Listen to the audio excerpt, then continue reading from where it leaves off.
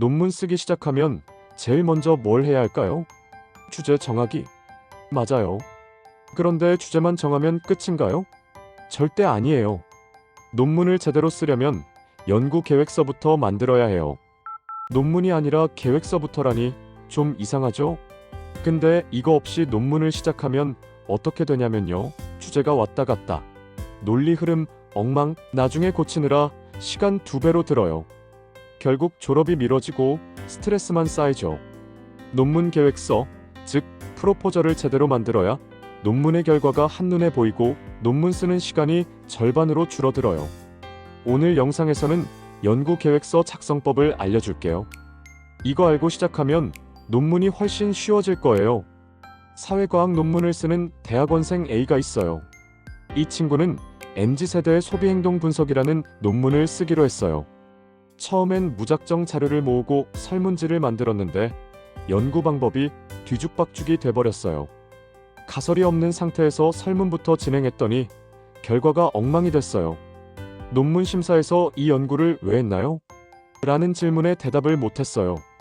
연구 목적과 배경을 확실히 잡지 않고 시작했기 때문이에요. 하지만 같은 연구를 진행한 B는 논문 계획서를 먼저 만들었어요. 연구 배경을 정리하고 기존 연구와 차별점을 찾고 연구 목적과 가설을 먼저 설정했어요. 이렇게 준비하니까 논문의 방향이 명확했고 논문 심사도 수월하게 통과했어요. 이번엔 자연과학 논문을 쓰는 대학원생 C를 볼게요.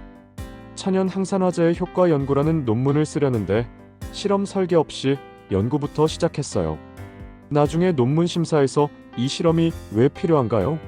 라는 질문에 답을 못했어요. 실험 설계를 계획하지 않고 시작한 게 문제였어요.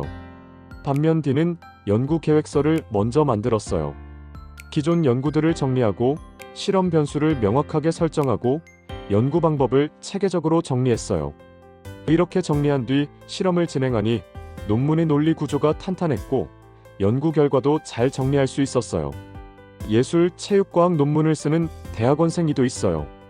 현대 무용 동작이 스트레스 완화에 미치는 영향이라는 연구를 하려 했어요. 근데 계획서 없이 연구를 시작해서 실험 방법이 중구난방이 됐어요. 어떤 동작을 사용할지, 참가자 기준은 무엇인지 명확하지 않았어요. 반면 F는 연구 계획서를 먼저 만들었어요. 실험 참가자의 연령, 무용 동작의 종류, 스트레스 측정 방법까지 미리 정리했어요. 그래서 연구 과정이 체계적이었고 논문 심사에서도 논리적으로 설명할 수 있었어요. 이제 연구 계획서를 어떻게 작성해야 하는지 알려줄게요. 1단계 연구 목적 설정하기, 연구를 왜 하는지, 기존 연구와 차별점은 무엇인지 정리하세요. 2단계 연구 문제와 가설 설정하기, 연구에서 다룰 핵심 질문을 만들고 예측되는 가설을 세우세요. 3단계 연구 방법 설계하기, 연구 대상, 실험 방법, 데이터 분석 도구를 정리하세요. SPSS나 프라세스, 매크로 같은 도구를 사용할 수도 있어요. 4단계 예상 결과와 시사점 정리하기, 연구 결과가 어떤 의미를 가지는지, 사회적 학문적으로 어떤 기여를 하는지 정리하세요. 이렇게 연구 계획서를 작성하면 논문의 방향이 명확해지고 쓰는 과정에서 헤매지 않아요. 논문 계획서? 그냥 대충 해도 되는 거 아냐? 라고 생각하는 사람 많아요. 하지만 이걸 제대로 해두면 논문을 쓰는 시간이 확 줄어요.